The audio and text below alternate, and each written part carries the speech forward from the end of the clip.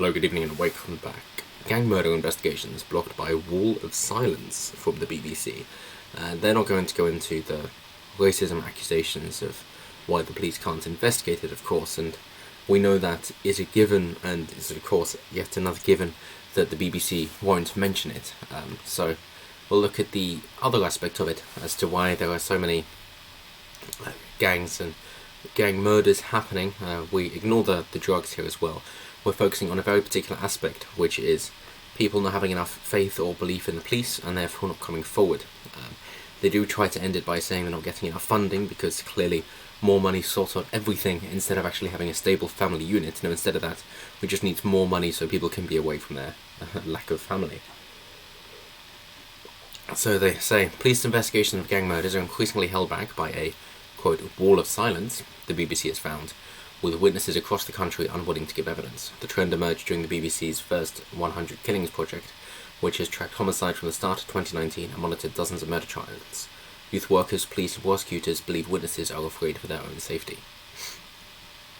Because they don't trust the police, they don't respect the police, they don't think the police will keep them safe, as they've already seen their friends and their colleagues killed, and therefore they know that the gangs are more capable than the police. Police aren't going to do anything about it. They can't do anything about it, given the current regulations and restrictions anyway, in which case they would rather then get on side with the gangs than the police, in which case you then have vigilante justice, if any justice at all, and that is the ways that it'll turn when you have such a degradation of society. They mentioned London in particular, and there don't seem to be any British names.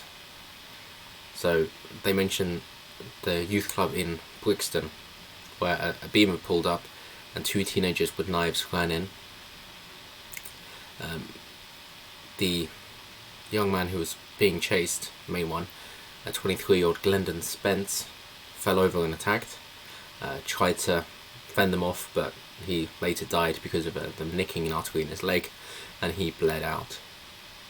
Then the two suspects that were eventually taken in, as they were able to take a print off, and they did actually do some investigative work. They followed them through. One of them was heading to Uganda, and the other one was in Manchester. We've got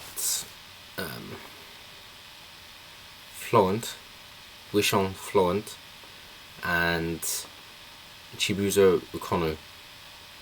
I don't know how to pronounce their names, and I don't really care, given that I don't think they should be given that respect. One of murder and one of manslaughter. Yes, because when you chase a man with a knife, you're not expecting that somebody might die. It's like, oh, hang on. When in the corner and you keep lashing at them, stabbing at them as they're defending themselves, you're not thinking that you might accidentally hurt somebody. Oh no. Oh no. Already lodged an appeal, of course. So you've got 18 years and 14 years for murder or manslaughter, respectively. But there are more. They say, TCI Vandenberg says it's incredibly common, especially with some of the under 25 knife crime murders that we have where they may be gang links. We've had instances where people will just not talk to us. The youth worker says no one wants to be labelled as a grass or snitch. Snitches get stitches, they say. And the police have a similar thing, the thin blue line. And if people go down that road, there will be consequences. They could be beaten up, someone could get killed, and as much as the police will have an opinion that these boys should come forward, it's easier said than done, because if they were to come forward, what would the police do to protect them? Which comes down to police your own. So the youth worker wouldn't advise that they come forward, they've got to turn a blind eye instead. And maybe this is just the stiff upper lip and pulling up by your bootstraps mentality that I have, but Julius Cabon, head of the homicide unit at the Crown Prosecution Service in London, has a very respectable, righteous view of what people should do. He says, we're getting more instances of knife and gang crime, and as a result we're getting more people who are reluctant to come forward. Yes, because you're showing the police can't keep people safe. And for prosecutors like Mr. Capon, now reticence is an enormous handicap, meaning that injustice is being caused because those that have killed people are not facing the justice they should. He acknowledges that people are afraid. Frankly, anyone that has witnessed a murder will be frightened about the repercussions, but there are measures that we can put in place to protect people. Obviously ineffective though, aren't they? And besides, people have a moral obligation to do your bit and come to court to give evidence. If you're worried about the number of usually kids that are being killed, you have to stand up and be counted. Good luck appealing to people's sense of morality and the right thing to do, instead of what is expedient. That doesn't have much traction in today's day and age. Even though I admire your style of message, I don't think it's really going to catch on as much as you might hope. And as he says, and it really is the main thing, that the police aren't protecting people in the first place, so they don't think that they're going to protect other people. And then when you have a gang culture and the respect is formed by not informing the police because they are labelled as the enemy, and then you're friends with your gang members, or at least you fear them, revere them perhaps, then at that point you can't say anything, because then it's not just the gang members that will come after you and hurt you, but then you will be ostracised from your group, and then you won't have anywhere to go, and of course then you've lost meaning in your life because you've lost your social interactions.